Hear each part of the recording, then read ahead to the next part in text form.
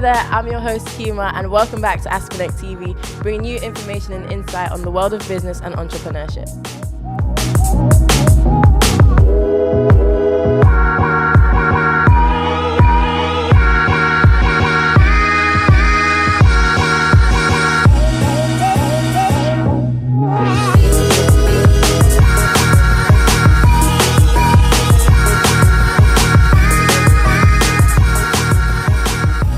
I'm here with Danielle. I would not like to butcher your name, so if you could give us that. It's Daniele Fiandaca. You heard it here first, ladies and gentlemen. And he is one of the masterminds behind Creator Social.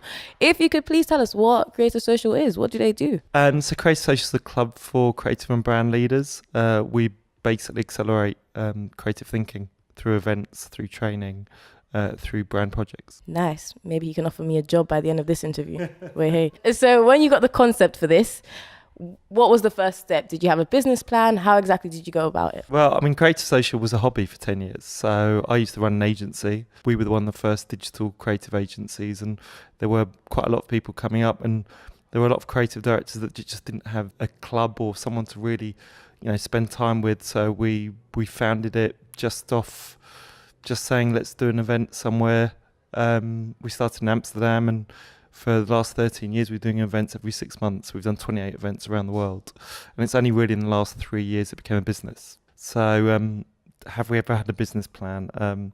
We haven't. No, I wouldn't say it was that we ever went that far. I think we once wrote a business plan about 6 years ago to get funding, but then realised that we probably needed a bit more money than we expected and decided not to go down that route. But we kind of play it by ear, and a Creative Social is just one of the businesses that I run. Man of many talents. Wow. So can you tell us what exactly is a 9 to 5 for you working at Creative Social, running Creative Social? I don't think I have such a thing as a 9 to 5. I work probably 7 days a week, but whenever it suits. What is a typical day? So I'll give you an example of some of the stuff that we're doing at the moment. So we're running an event called Brand Social for marketing directors. That's in September. So, starting to prep that. I think today I was trying to get some recruitment, starting to finalise a couple of speakers. We've got another event in New York called Innovation Social. Again, looking to get people along to that. That's in October. And then next month, we're going to Kinsale. We're actually curating Kinsale Sharks, which is the second oldest advertising festival in the world, and just getting ready for that and making sure that all the speakers are in place, and we'll go there for a weekend and manage that process. And then, beyond that, we've got quite a few clients, and it's keeping in touch with those clients. And at the moment, we're potentially working on a brand project. It sounds like Creative Social is very global. If you could give us some tips and tricks that you've fostered in order to save money, how do you cut them corners? How do you kind of get things done on the low? That's a really good question. I think it's fair to say we've always done stuff on the low. The first thing I'd say is, and everyone will say this, but it's so true, is cash is king. I mean, I know people will wait 3-4 weeks to do billing. I mean, that's just the wrong thing. The minute you've done a piece of work, bill it straight away. And on 30 days, make sure that people know it's due. I think in terms of saving money, I've been in this game for quite a long time. I still don't fly business. I still fly economy. It can be hard work when it's long haul, and I think there's a lot of value for flying business, but as long as you're running your own business, you can't really justify things like business expenses. So, I think traveling, Airbnb, we won't stay in hotels anymore. Just treat your money sensibly. Thanks for that tip for my life in general. So thank you. Were there any times when you wanted to give up, when you were just like, this is way too hard, I'm not getting anywhere with this?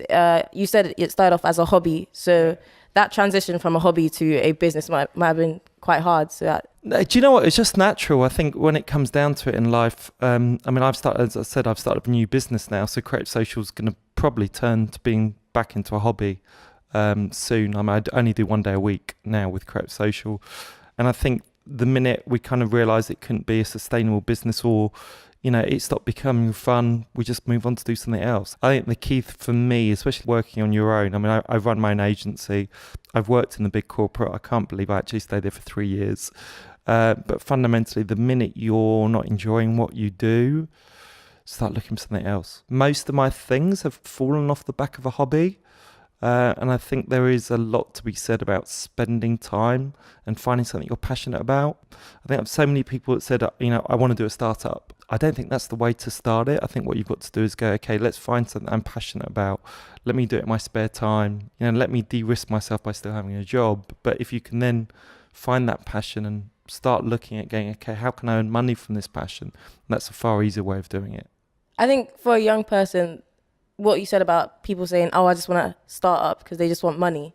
But really it's about your passion, because once you do have that startup, then how do you build? Then how do you continue that kind of thing? I think with passion, you can definitely feed off that and continue your business. If I can ask you, why the creative industry? Like you said, you worked in corporate for 3 years. No, when I say corporate, I work for a big agency. I mean, I actually started life as most people don't believe this, but I'm actually a qualified chartered accountant. So I started life for 4 years in PwC, but it wasn't where I wanted to be. And I was just very lucky, to be honest.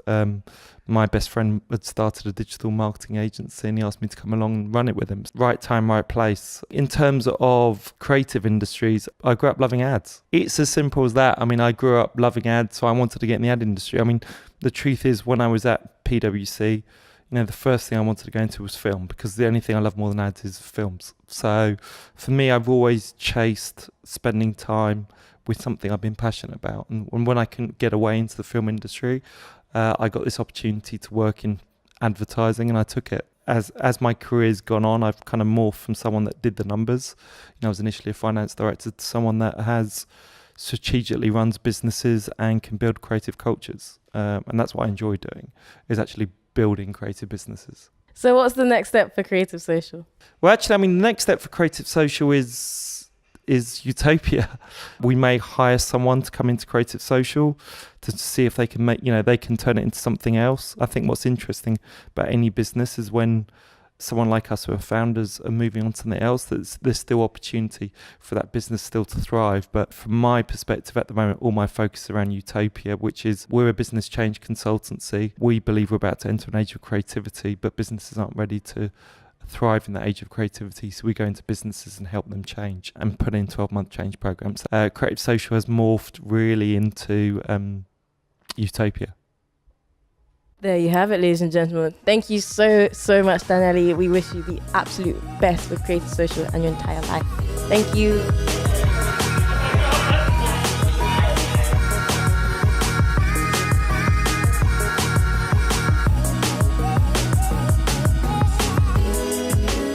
So as a custom look, every single Aspinect episode, we have the Aspinect challenge, where if the lovely Daniele loses, if he gets 3 questions wrong, I get free mentoring for a year. However, if Daniele does win, he doesn't get anything, but that's okay. That's all right. So on to the questions. Are you ready? I think so. You better be ready. Okay. What is the definition of cultural creativity? Is it A, a large part of society that has developed beyond the standard? B, a term used to describe different cultures within society? Or C, work created by people of African descent? Oh, that's a really good question. Oh, I would have said A. A. I can reveal that, yeah, you're correct. Yeah, damn. Question 2. Who coined the expression creativity is intelligence having fun? Is it A? Albert Einstein. Oh, whoa. Whoa. We've got a killer here. Okay, that's 2 correct. Question number 3. The UK creative industries generates approximately how much per hour? Is it A, 1 million, B, 6 million, or C, 9 million? 9 million. Yeah, you're correct. God damn it. Okay, number 4. The hit show Peaky Blinders was based in which UK city? Is it A, London, B, Manchester, or C, Birmingham? Oh, never seen this. I'm going to say London. And he's wrong. Okay, 5th question and final question. Rob Law, widely known as one of the Dragon Den's most successful rejects, is the founder of which luggage brand? Is it A, Trunky, B, Hold and Roll, or C, Samsonite? Sorry. It is Trunky. I'm not getting free mentoring for a year, which is really sad. But it's okay. It's okay. Thank you so much, Daniele. You've been amazing. Well done. Congratulations on winning. If you would like to give me free mentoring still. I can still give you free mentoring. Hey! Aspinect does wonders for me. Fantastic. Thank you.